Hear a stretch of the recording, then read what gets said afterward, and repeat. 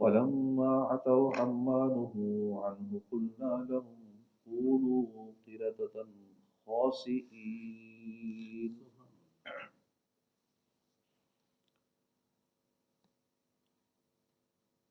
وَاسْأَلْهُمْ عَنِ الْقَرْيَةِ،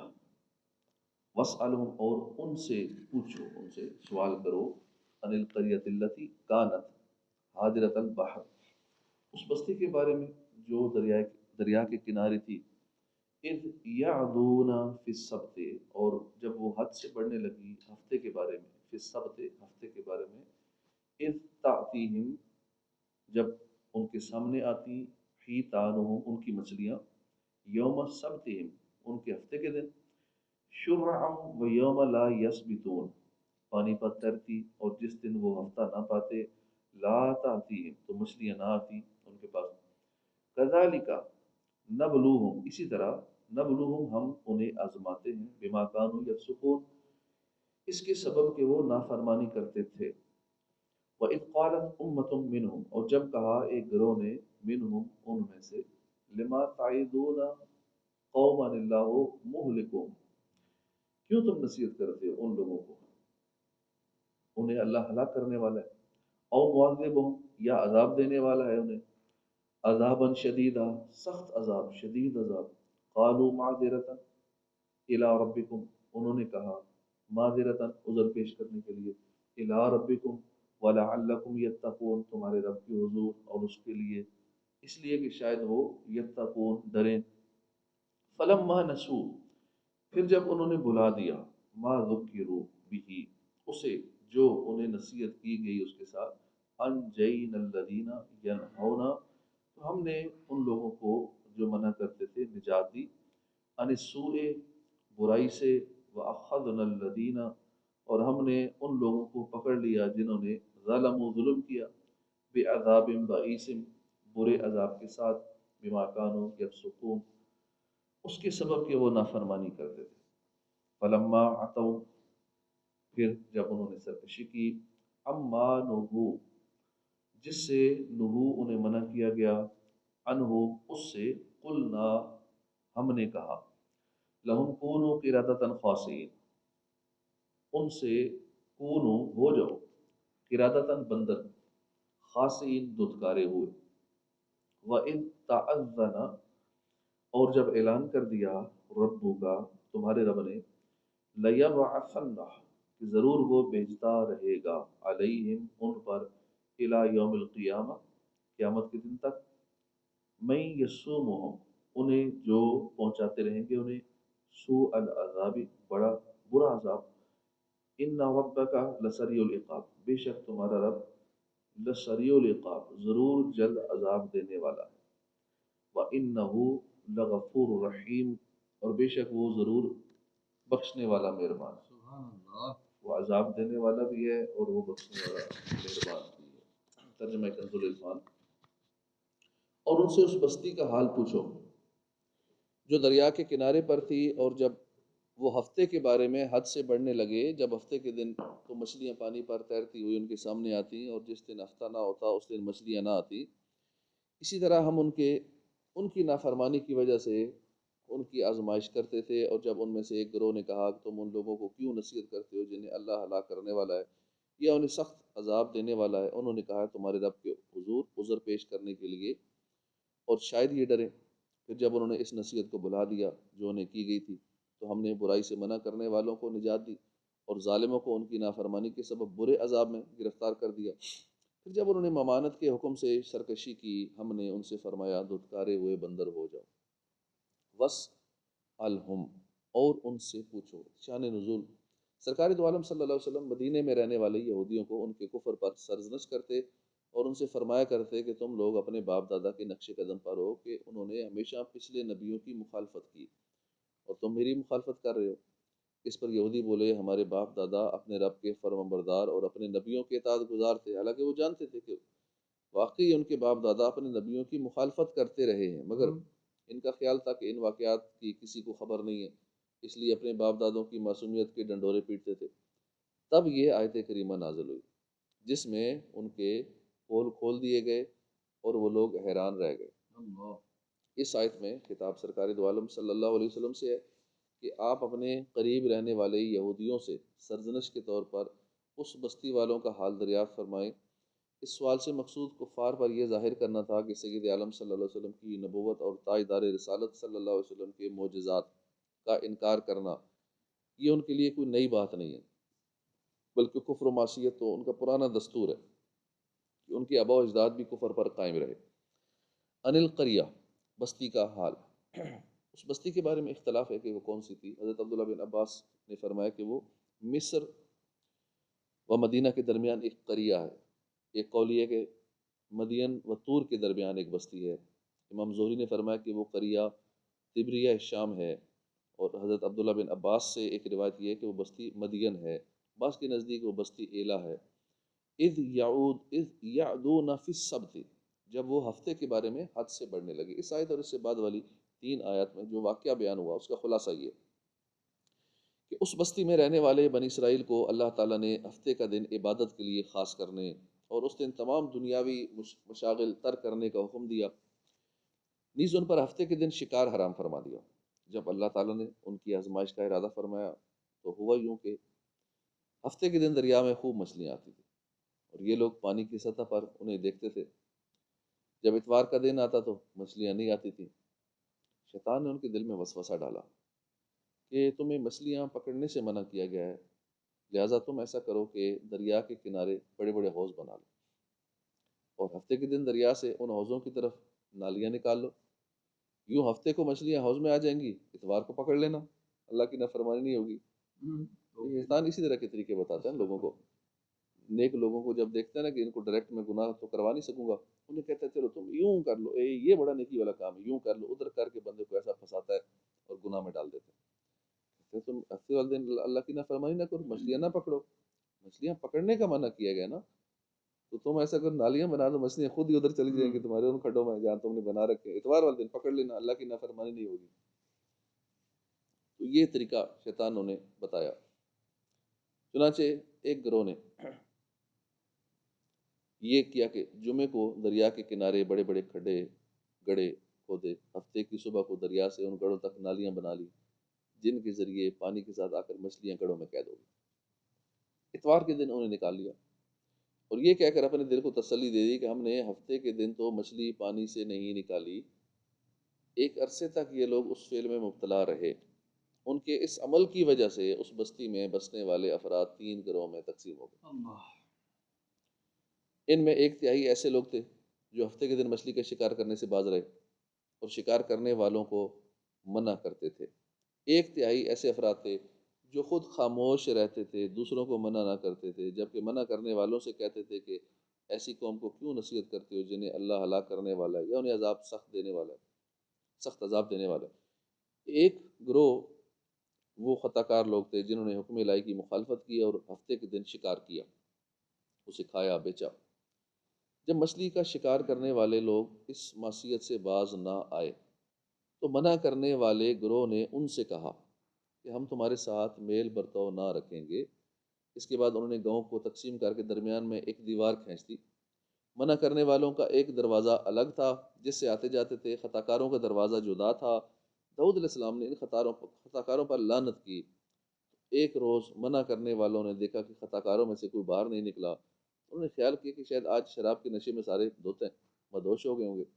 چنانچہ انہوں نے دیکھنے کے لیے دیوار پر چڑھ کر دیکھا تو سارے وہ بندر بن چکے، ان کی شکلیں بندروں کی صورت میں مسخ ہو گئی۔ اب یہ لوگ دروازہ کھول کر اندر داخل ہوئے تو بندر اپنے رشتہ داروں کو پہچانتے تھے۔ بندروں کو پتہ تھا کہ ہمیں دیکھنے والا کون کون ہے، یہ میرا فلاں رشتہ دار ہے، چاچا ہے، ماما ہے، قرضن ہے، فلاں فلاں ہے، لیکن یہ تو نہیں پہچان سکتے تھے کہ سارے بندر تھے، سب کی شکلیں ایک جیسی تھی۔ اب اپنے رشتہ داروں کو پہچانتے تھے، ان کے پاس آتے تھے، ان کے کپڑے سونگھتے تھے، اور یہ لوگ ان بندر ہو جانے والوں کو نہیں پہچانتے تھے کہ یہ میرے پاس بندر آیا ہے، میرا کون سا کزن ہے، میرا ماما ہے، چاچا ہے، کون سا ہے، نہیں پتہ لگتا تھا۔ اب ان لوگوں نے بندر ہو جانے والوں سے کہا کیا ہم لوگوں نے تمہیں منع نہیں کیا تھا؟ انہوں نے سر کے اشارے سے کہا ہاں۔ اس کے 3 دن بعد وہ سارے جو بندر بنے تھے سارے ہلاک ہو گئے۔ نبی کریم صلی اللہ علیہ وسلم کے امی ہونے اور پچھلی کتابیں پڑھی ہوئی نہ ہونے کے باوجود بھی ان واقعات کی خبر دینا ایک معجزہ ہے کہ آپ نے یہودیوں کے سامنے ان کے آباء و اجداد کے اعمال اور اللہ تعالیٰ کے حکم کی نافرمانی کی وجہ سے ان کا بندر اور خنزیر کی شکلوں میں تبدیل ہو جانا سب بیان فرما دیا۔ اس واقعے میں ان لوگوں کے لیے بڑی عبرت ہے جو شرعی احکام کو باطل کرنے اور انہیں اپنی خواہش کے مطابق ڈالنے کے لیے طرح طرح کی غیر شرعی ہیلوں کا سہارا لیتے ہیں۔ انہیں اس بات سے ڈر جانا چاہیے کہ کہیں اس کی پاداش میں ان کی شکلیں بھی نہ بگاڑ دی جائیں۔ حضرت ابو ہریرہ رضی اللہ عنہ سے روایت ہے، سرکار دو عالم صلی اللہ علیہ وسلم نے فرمایا، جیسا یہودیوں نے کیا تم اس طرح نہ کرنا کہ تم اللہ کی حرام کردہ چیزوں کو طرح طرح کے ہیلے کر کے حلال سمجھنے لگو۔ ہیلے بڑے ہم کرتے ہیں، قیاس بڑا کرتے ہیں، کیونکہ فلاں نے یوں کیا تھا تو اس لیے یوں، فلاں ایسے ہی کرتا ہے، سارے ایسے ہی کرتے ہیں تو ٹھیک ہے ہم بھی ایسے ہی۔ کسی نعت خوان سے پوچھو کہ تم یوں یہ غیر شرعی کام میوزک کیوں بجاتے ہو بیچ میں، کہتے ہیں جی سارے ہی کر رہے ہیں۔ وہ ایک بہت ساری لیڈیز بھی نعتیں پڑھتی ہیں میوزک کے ساتھ، دف کے ساتھ، تو انٹرویو کرنے والے اسے پوچھتے ہیں تم ایسا کیوں کرتی ہو؟ کچھ ایسی مشہور کچھ ہو گئی ہیں کہ جو زیادہ ہی کوئی اور ہو گئی ہیں بے پردگی میں، تو ان کے وہی کلام وائرل وہی چیز ہوتی ہے جو ذرا بری ہوتی ہے، تو وہ وائرل ہو گئی۔ پوچھا تم نے یوں کیوں کیا؟ ان کے سارے ہی کرتے ہیں، وہ بھی کرتا ہے وہ بھی کرتا ہے۔ مجھے مزہ آتا ہے میوزک کے ساتھ نعت خوانی میں، جب غیر شرعی ہے جو بھی ہوگا، بس مجھے جب اچھا لگتا ہے تو میں پھر اور کیوں دیکھنا ہے کسی کو؟ میرے والدین وہ منع نہیں کرتے، مجھے اچھا لگتا ہے تو بات ختم، یہی جواب ہے۔ والدین ساتھ دیتے ہیں تو غیر شرعی کام کر کے ہیلے بہانے اور اس طرح کے معاملات کرتے ہیں، اور کر کیا رہے ہیں؟ نیک نعت خوانی کر رہے ہیں، ہم نیک کام کر رہے ہیں، کیوں سکون ملتے ہیں نا، اللہ کو یاد کر رہے ہیں، اللہ کے نبی کو یاد کر رہے ہیں میوزک کے ساتھ۔ شیطان کس طرح بندے کو گھیرے ہوئے ہے کہ نیک کام کروا کے ان سے گناہ کرواتا ہے۔ نیکیوں کے اندر، اس لیے کہتے ہیں نیکیوں کے اندر چھپے ہوئے گناہوں کو دیکھو۔ ہم سمجھ لیتے ہیں یہ بڑا نیک کام ہے، وہ شیطان نے ہمیں اس نیک کام پہ لگایا ہوتا ہے، اصل میں اس نے اس کے اندر جو چھپے ہوئے گناہ ہیں وہ کروانے ہوتے ہیں۔ بہت سارے ایسے معاملات میں لوگ گناہوں میں مبتلا ہو جاتے ہیں۔ شیطان تو اپنا وار کرتا ہے کہ کسی طرح بندے کے اعمال ضائع کرائے جائیں، اور جو جتنا زیادہ نیک ہوگا، عبادت گزار ہوگا، اس پہ اتنا زیادہ شیطان اٹیک کرتا ہے۔ پکا نمازی ہوگا، ذکر و اذکار کرنے والا ہوگا، شیطان کو پتہ ہے اس کے پاس خزانہ زیادہ ہے۔ خزانے بھی تو چور ڈاکو آتے ہیں، جہاں کچھ نہ ہو وہاں اس نے کیا، اسے پتہ ہے پہلے کچھ نہیں کرتا یہ، اس کے بعد نیکی کوئی نہیں ہے، ادھر توجہ نہیں دیتا کرے، اس کو اتنے زیادہ شیطانی وسوسے نہیں آئیں گے۔ شیطانی وسوسے اس آئیں گے جو پرہیزگار، نیک، یا اس کام پہ لگا ہوگا، کہیں سے کوئی نیکیاں آ رہی ہوں گی، اب شیطان کی نظر وہاں ہوتی ہے، وہ شیطان کوشش کرتا ہے اس کی ساری ضائع کر دو۔ جیسے یہاں سے لوگ مکے مدینے جاتے ہیں، مکے میں ایک نیکی 1,00,000 کے برابر ہے، اب 1,00,000 نیکی شیطان کو پتہ ہی ہے، تو اربوں خربوں نیکیاں اس نے کما لی۔ طواف کر رہا ہے تو ہر قدم پہ 10 نیکیاں، تو بے حساب نیکیاں ہو جاتی ہیں وہاں۔ اب شیطان وہاں جا کے زیادہ گناہ کرواتا ہے، غصہ زیادہ دلائے گا، غیبتیں، چغلیاں، بدنگاہیاں سوشل میڈیا پہ لگے ہوئے ہیں، تاکہ یہ کرتے جائیں، نیکیاں ساتھ ڈیلیٹ ہوتی جائیں، زیادہ کلیئر ہوتی جائیں، واپس آئے بندہ تو کخ بھی نہ ہو اس کے نام اعمال میں۔ تو واقعی وہاں لوگ دیکھے جاتے ہیں، غصے میں ہوتے ہیں، یہ اس سے لڑ رہا ہے، وہ اس سے لڑ رہا ہے، یہ اس کو غصے ہو رہا ہے، اس کو غصے ہو رہا ہے، دل آزاری کر رہے ہیں، دھکے لگا رہے ہیں، پاؤں پہ پاؤں آ گیا ہے۔ وہ حجر اسود پہ ہی معاملہ دیکھ لیں، سین حجر اسود پہ کیا سین ہوتا ہے، اور دھکے مار مار کے اس سے دھکا مارا، اس سے دھکا مارا، اس کے پاؤں پہ پاؤں رکھا، تو عجیب ایک ماحول بنا ہوتا ہے۔ تو شیطان یہ سب کچھ طواف کرتے ہوئے کتنوں کو دھکے ماریں گے، کونیاں ماریں گے، دھکا دے دیں گے، غیر شرعی معاملات کریں گے، عورتوں سے جان بوجھ کے ٹچ ہوتے رہیں گے، اور یہ سارے کام وہاں شیطان اس لیے کرواتا ہے کہ نیکیاں چونکہ کر رہے ہیں، نیکیاں وہاں بہت زیادہ ہیں، تو اس لیے ان کی نیکیوں کو ضائع کرایا جائے، کیونکہ خزانہ بہت، جہاں خزانہ زیادہ ہوتا ہے وہاں پہ شیطان زیادہ وار کرتا ہے۔ اب لوگ مسجد میں اب نکلتے ہیں، مسجد میں نماز پڑھی، باہر نکل کے کہتے ہیں جی مسجد میں یوں تھا یوں تھا، یہ چیز ٹھیک نہیں تھی، یہ ٹھیک نہیں تھی، یہ پکا ٹھیک نہیں تھا، لائٹ ٹھیک نہیں تھی، تو یہ فیوز کیوں خراب تھا، تو پانی کیوں ٹھنڈا نہیں تھا، گرم کیوں نہیں تھا، تو کچھ بھی ہو سکتا ہے۔ جیسے کل وہ گیزر خراب ہوا، وہ بجلی والوں نے، ویلڈنگ والوں نے اس میں سوئچ لگایا، تو گیزر والا سوئچ کام کرنے چھوڑ گیا، اسے آج کر دیجیے گا، تو پانی گرم نہیں آ رہا، ٹھنڈا، تو یوں اب کوئی کہ جی پانی گرم نہیں آ رہا، سردی میں وضو ہم نے کیا، ٹھنڈا کیا، اب انہوں نے کتنی غیبتیں کر دی، اپنے مال ضائع کر دی، یہ نہیں سوچا بھی کیوں یہ خراب ہوا، جان بوجھے تو کچھ نہیں کیا، تو کچھ بھی خرابی ہو سکتی ہے، کچھ بھی ہو سکتی ہے، لیکن بغیر خرابی کے سوچے کہ یہ کیوں ہوا، بس غیبتیں شروع کر دینا، یہ درست نہیں ہے، یہ نماز کا ٹائم یہ کیوں ہے، ہر جگہ یوں ہی ہے تو یہاں کیوں نہیں، اب ہر جگہ ہونا یہ دلیل تھوڑی ہے، یہ دیکھیں کیا ٹائم کے اندر ہو رہی ہے یا نہیں ہو رہی. ہاں ٹائم سے ہٹ کے ہو رہی ہے تو بھی غیبت کرنے کی اجازت نہیں ہے، تو بھی بتائیں پیار سے طریقے سے کہ جناب یہ ٹائم آپ سے جو جماعت ہو رہی ہے نا یہ اس ٹائم ٹائم ہی نہیں ہوتا نماز کا، یہ ٹائم سے ہٹ کے ہو رہی ہے، آپ یہ کر دیں. تب بھی باہر جا کے یا آگے پیچھے غیبتیں کرنے کی اجازت پھر بھی نہیں ہے. جب ہوئی ٹائم کے اندر رہی ہے، اذان بھی ٹائم کے اندر ہو رہی ہے، جماعت بھی ٹائم کے اندر ہو رہی ہے، جو بھی ٹائم ہے کسی بھی نماز کا اس وقت ہو رہی ہے، اب بندہ غیبت کیوں کرے کہ ہر جگہ یہ ٹائم ہے یہاں کیوں ایسا نہیں. ہم وہ ہر جگہ دیکھتے ہیں سارے لوگ یہ کر رہے ہیں تو اس لیے یہ سارے لوگوں کا وہ کرنا دلیل نہیں ہوتی کہ جو سارے کر رہے ہیں ہم وہی کریں. تو جو شرع اس کے مطابق چل رہا ہے تو اس پہ نہیں کرنا چاہیے. ہاں اپنا مشورہ دینا ہو تو مشورہ دے دینا چاہیے، میرا ناقص مشورہ ہے یہ ایسے کر لیں، آگے آپ کی مرضی. تو یہ شیطان اس ٹائپ کے وار کرتا ہے اور یہ نیک لوگوں پہ بس وہ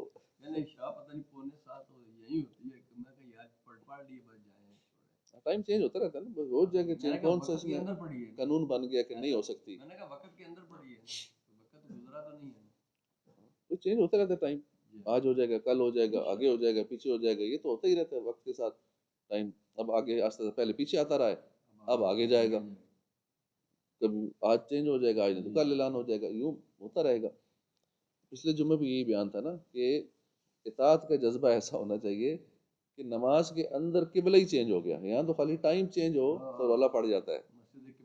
قبلتین میں قبلہ ہی بدل گیا، بدلا بھی نماز کے اندر، 2 رکعتیں ادھر منہ کر کے 2 رکعتیں ادھر منہ کر کے. ایک بندہ نہیں بولا، ایک بندہ نہیں بولا یہ کیوں ہوا، یہ کیوں، قبلہ تو ادھر تھا قبلہ ہی پھیر دیا. تو یہاں تو وقت چینج ہو تو کتنی غیبتیں کبیرہ گناہ کرنا شروع کر دیتے. شادی میں 3 گھنٹے ولیمے میں کھانا لیٹ ہوتا ہے، 3 4 گھنٹے کھانا لیٹ ہوگا، ابھی بارات نہیں ہے ابھی نہیں، وہاں بیٹھے رہیں گے گپ شپ لگ رہی ہے ٹائم پاس ہو رہا ہے میوزک چل رہا ہے، شیطان کہتا لگے رہا بس. یہاں 1 2 منٹ لیٹ ہو جائیں نیک کام میں سمجھتے ہیں پتہ نہیں کیا ہو گیا. اللہ ہدایت نصیب کرے. یہ شیطان کے وار ہوتے ہیں، یہ نیکوں پہ وار ہیں، نیکوں پہ ایسے وار کرتا ہے، بوڑھوں پہ اس طرح کے وار کرتا ہے، جوانوں پہ اس طرح کے وار کرتا ہے، اہل علم پہ اس طرح کے وار کرتا ہے تاکہ ان کے اعمال کو ضائع کرا جائے. تو حکم شرعی کو باطل کرنے کے لیے ہیلا کرنا حرام ہے، حکم شرعی کو باطل کرنے کے لیے جیسا کہ یہاں مذکور ہوا. البتہ حکم شرعی کو کسی دوسرے شرعی طریقے سے حاصل کرنے کے لیے یہ ہیلا جائز ہے. حکم شرعی کو کسی دوسرے شرعی طریقے سے حاصل کرنے کے لیے وہ ہیلا جائز ہے، اور جو حکم شرعی کو باطل ہی کر دے یہ ہیلا ناجائز ہے. جیسا کہ قرآن پاک میں حضرت ایوب علیہ السلام کا اس طرح کا عمل سورہ سعد آیت نمبر 44 میں مذکور ہے. عوام الناس کو چاہیے کہ پہلے ہیلے سے متعلق شرعی احکام پتہ ہونی چاہیے، اس کے بعد ہیلا کریں تاکہ معلومات میں کمی کی وجہ سے گناہ میں پڑنے کا اندیشہ باقی نہ رہے. اس واقعے کی بعض تفصیلات سورہ بقرہ آیت نمبر 65 میں گزر چکی ہیں. وَإِذْ قَالَتْ أُمَّةٌ مِّنْهُمْ، اور جب ان سے ایک گروہ نے کہا.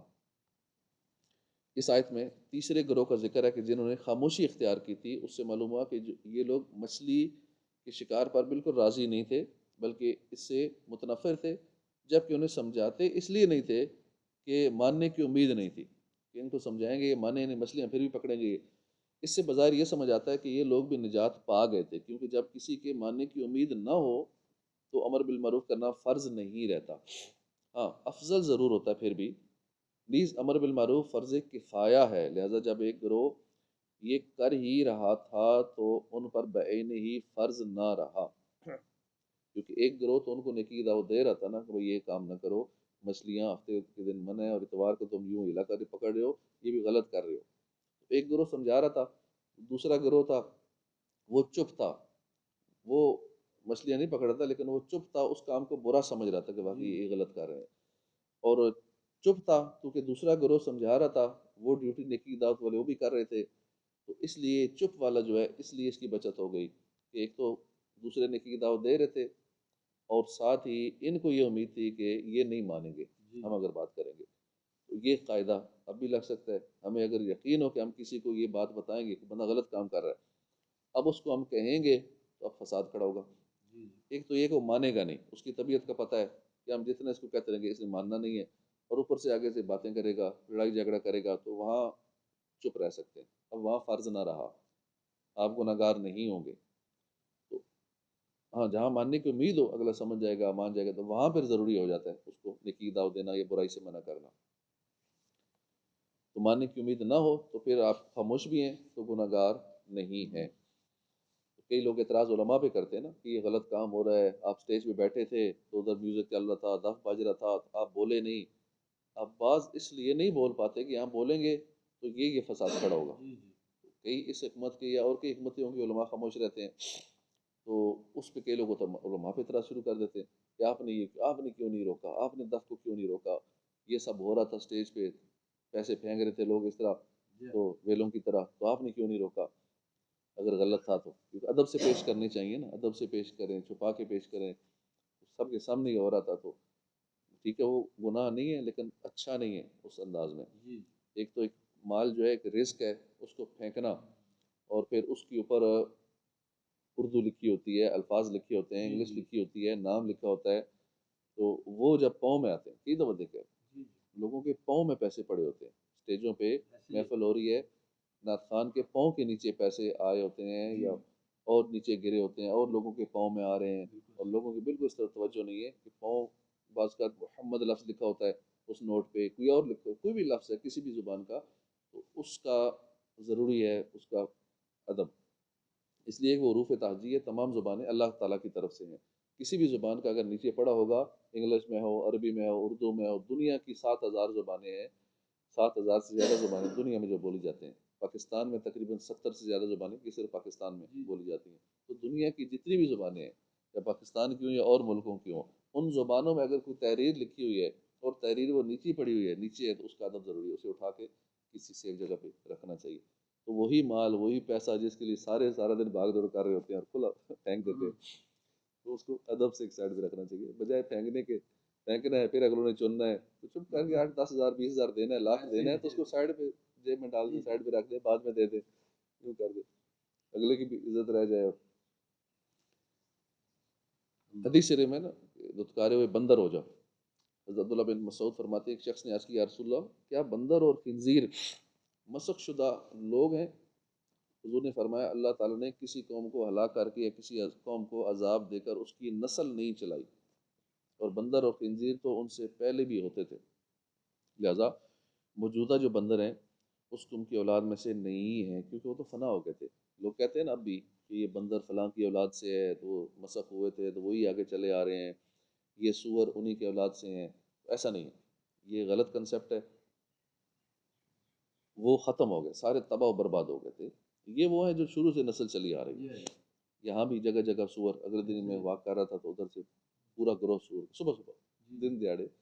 روڈ پہ واک کی، تھوڑا میں جنگل میں نکل گیا، جنگل میں جاتے ہی گیا تو پورا 15-20 کا گروہ سوروں کا، مجھے دیکھ کے بھاگے سارے۔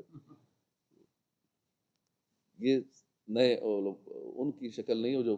قوم جن کی شکلیں بدلی تھی، وہ نہیں ہے، یہ وہی ہیں جو شروع سے پہلے بھی تھے اور آگے ان کی نسل چلی آ رہی ہے۔ صدق اللہ العظیم۔ اعوذ باللہ من الشیطان الرجیم، بسم اللہ الرحمن